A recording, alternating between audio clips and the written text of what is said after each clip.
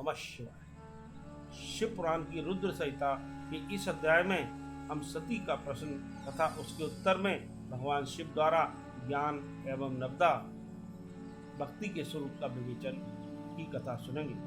कैलाश तथा हिमालय पर्वत पर श्री शिव और सती के विविध विहारों का विस्तार पूर्वक वर्णन करने के पश्चात ब्रह्मा जी ने कहा, मुने, एक दिन की बात है, देवी सती एकांत में भगवान शंकर से मिली और उन्हें भक्ति पूर्वक प्रणाम करके दोनों हाथ जोड़ खड़ी हो गई। प्रभु शंकर को पूर्ण प्रसन्न जान नमस्कार करके विनीत भाव से खड़ी हुई दक्ष कुमारी सती भक्ति भाव से अंजलि बांधे बोली। सती ने कहा, देव महादेव, करुणा सागर प्रभु, दीनों द्वार परायण महायोगिन, मुझ पर कृपा कीजिए। आप परम पुरुष हैं, सबके स्वामी हैं, रजोगुण सतगुण और तमोगुण से परे हैं, निर्गुण भी हैं, सगुण भी हैं, सबके साक्षी, निर्विकार और महाप्रभु हैं। हर मैं धन्य हूँ जो आपकी कामिनी और आपके साथ सुंदर विहार करने वाली आपकी प्रिया हुई। स्वामिन, आप अपनी भक्त वत्सलता से ही प्रेरित होकर मेरे पति हुए हैं। नाथ, मैंने बहुत वर्षों तक आपके साथ विहार किया है। महेशान, इससे मैं बहुत संतुष्ट हुई हूँ और अब मेरा मन उधर से हट गया है। देवसरहर, अब तो मैं उस परम तत्व का ज्ञान प्राप्त करना चाहती हूँ जो निर्तिश्य सुख प्रदान करने वाला है तथा जिसके द्वारा जीव संसार दुख से अनायास ही उद्धार पा सकता है। नाथ, जिस कर्म का अनुष्ठान करके विषयी जीव भी परम पद को प्राप्त कर ले और संसार बंधन में न बंधे, उसे आप बताइए, मुझ पर कृपा कीजिए। ब्रह्मा जी कहते हैं, मुने, इस प्रकार आदि शक्ति महेश्वरी सती ने केवल जीवों के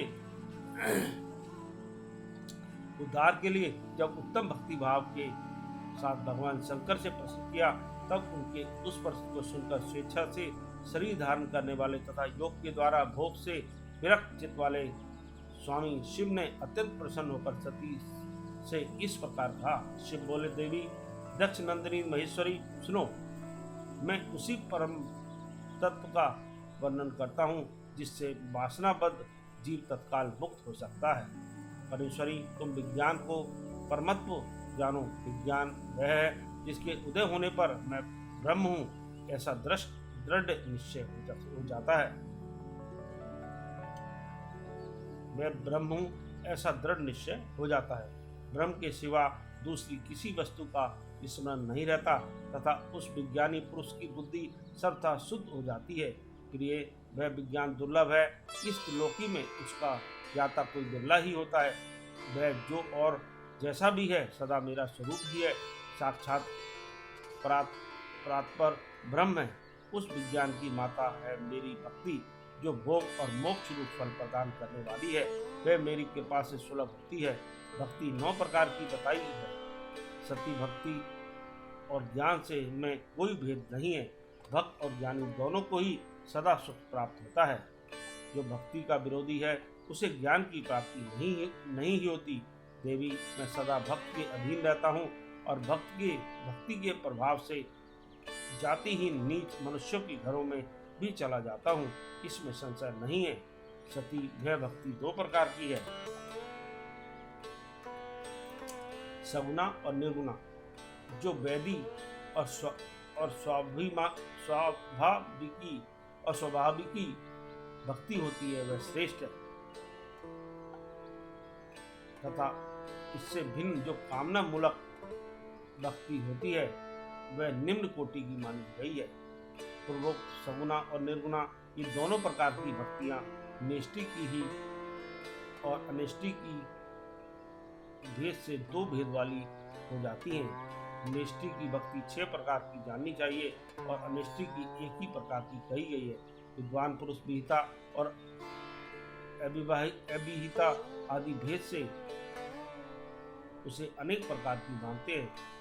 इन द्विध भक्तियों के बहुत से भेद होने के कारण इनके तत्व का अन्यंत्र वर्णन किया गया है।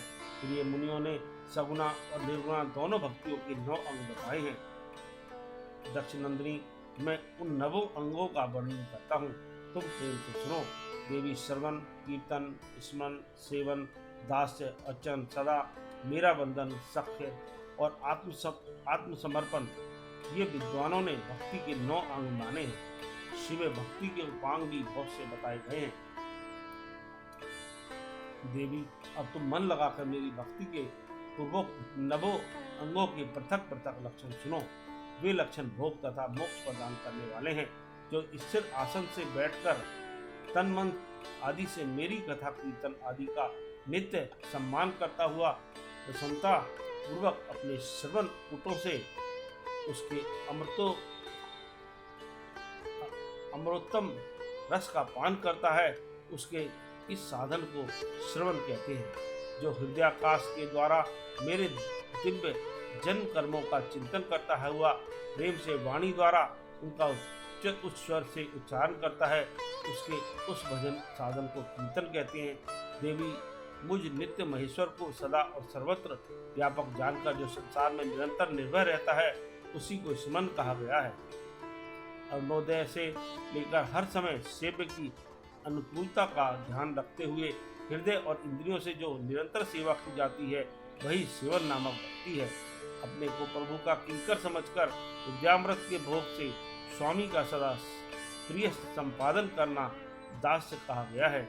अपने धन वैभव के अनुसार शास्त्रीय विधि से मुझ परमात्मा को सदा पाद आदि 16 उपचारों का जो समर्पण करता है, उसे अर्चन कहते हैं। मन से ध्यान और वाणी से बंधनात्मक मंत्रों के उच्चारण पूर्वक 8 अंगों से भूतल का स्पर्श करते हुए जो इष्ट देव को नमस्कार किया जाता है, उसे बंधन कहते हैं। ईश्वर मंगल या अमंगल जो कुछ भी करता है, वह सब मेरे मंगल के लिए ही है, ऐसा दृढ़ विश्वास रखना सख्य भक्ति का लक्षण है। देह आदि जो कुछ भी अपनी कही जाने वाली वस्तु है, वह सब भगवान की प्रसन्नता के लिए उन्हीं को समर्पित करके अपने निर्वाह के लिए भी कुछ बचाकर न रखना अथवा निर्वाह की चिंता से रहित हो जाना आत्मसमर्पण कहलाता है। ये मेरी भक्ति के 9 अंग हैं, जो भोग और मोक्ष प्रदान करने वाले हैं। इनसे ज्ञान का प्राकट्य होता है तथा ये सब साधन मुझे अत्यंत प्रिय है। मेरी भक्ति के बहुत से उपांग भी कहे गए हैं, जिसे विलंब आदि का सेवन आदि इनको विचार से समझ लेना चाहिए। प्रिय, इस प्रकार मेरी सांगोपांग भक्ति सबसे उत्तम है। यह ज्ञान वैराग्य की जननी है और मुक्ति इसकी दासी है। यह सदा सब साधनों से ऊपर विराजमान है। इसके द्वारा संपूर्ण कर्मों के फल की प्राप्ति होती है। यह भक्ति मुझे सदा तुम्हारे समान ही प्रिय है। जिसके चित्त में नित्य निरंतर यह भक्ति निवास करती है, वह साधक मुझे अत्यंत प्यारा है। देवेश्वरी, तीनों लोकों का और चारों युगों में भक्ति के समान दूसरा कोई सुखद मार्ग नहीं है। कलयुग में तो यह विशेष सुखद एवं सुविधाजनक है। देवी, कलयुग में प्राय ज्ञान और वैराग्य के कोई झाक नहीं है, इसलिए वे दोनों वृद्ध, उत्साह शून्य और जर्जर हो गए हैं। परंतु भक्ति कलयुग में तथा अन्य सब युगों में भी प्रत्यक्ष फल देने वाली है। भक्ति के प्रभाव से मैं सदा उसके बस में रहता हूँ, इसमें संशय नहीं है। संसार में जो भक्तिमान पुरुष है, उसकी मैं सदा सहायता करता हूँ, उसके सारे विघ्नों को दूर हटाता हूँ। उस भक्त का जो शत्रु होता है, वह मेरे लिए दंडनीय है, इसमें संशय नहीं है। देवी, मैं अपने भक्तों का रक्षक हूँ। भक्त की रक्षा के लिए ही मैंने कुपित हो अपने नेत्र जनित अग्नि से काल को भी दग्ध कर डाला था। प्रिय, भक्त के लिए मैं पूर्व काल में सूर्य पर भी अत्यंत क्रुद्ध हो उठा था और सूर लेकर मैंने उन्हें मार भगाया था। देवी, भक्त के लिए मैंने सैन्य सहित रावण को भी क्रोधपूर्वक त्याग दिया और उसके प्रति कोई पक्षपात नहीं किया। सती देवेश्वरी, बहुत कहने से क्या लाभ है। मैं सदा ही भक्त के अधीन रहता हूँ और भक्ति करने वाले पुरुष के अत्यंत वश में हो जाता हूँ। ब्रह्मा जी ने कहा, नारद, इस प्रकार भक्त का महत्व सुनाकर दक्ष कन्या सती को बड़ा हर्ष हुआ। ब्रह्मा जी कहते हैं, नारद, इस प्रकार भक्त का महत्व सुनकर दक्ष कन्या सती को बड़ा हर्ष हुआ। उन्होंने अत्यंत प्रसन्नता पूर्वक भगवान शिव को मन ही मन प्रणाम किया। मुने सती देवी ने पुनः भक्ति कारण विषयक शास्त्र के विषय में भक्ति पूर्वक पूछा।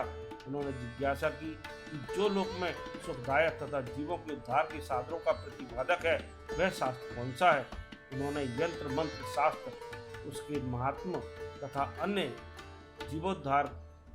जीवोद्धारक धर्म में साधनों के विषय में विशेष रूप से जानने की इच्छा प्रकट की। सती के इस प्रश्न को सुनकर शंकर जी के मन में बड़ी प्रसन्नता आई। उन्होंने जीवों के उद्धार के लिए सब शास्त्रों का प्रेम पूर्वक वर्णन किया।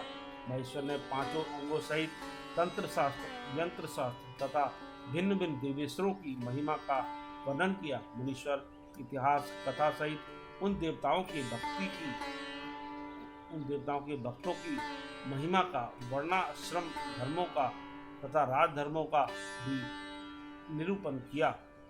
पुत्र और स्त्री के धर्म की महिमा, कभी कष्ट न होने वाली वर्णाश्रम धर्म का और जीवों को सुख देने वाले वैदिक शास्त्र तथा ज्योतिष शास्त्र का भी वर्णन किया।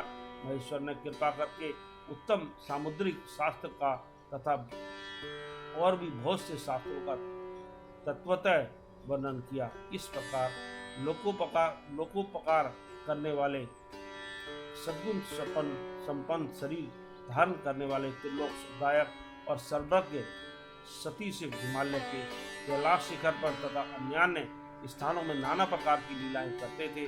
वे दोनों दंपति साक्षात परब्रह्म स्वरूप हैं। इस प्रकार यह अध्याय समाप्त हुआ।